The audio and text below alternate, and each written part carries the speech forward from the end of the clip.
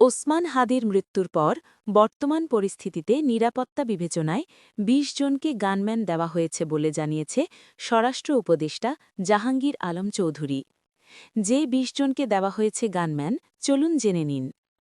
এনসিপি-এর আহ্বায়ক নাহিদ ইসলাম, জুলাই আন্দোলনের সম্মুখ নেতা হাসনাত আবদুল্লাহ, সার্জিস আলম, এনসিপি-এর নেত্রী তাসনিম জারা, গণধিকার পরিষদের সভাপতি এবং সাবেক ভিপি নুরুল হক নূর, গণধিকার পরিষদের রাশিদ খান সহ আরও কয়েকজনকে নিরাপত্তা বিবেচনায় গানম্যান দেওয়া হয়েছে প্রথম আলো এবং ডেইলি স্টারের সম্পাদকদের।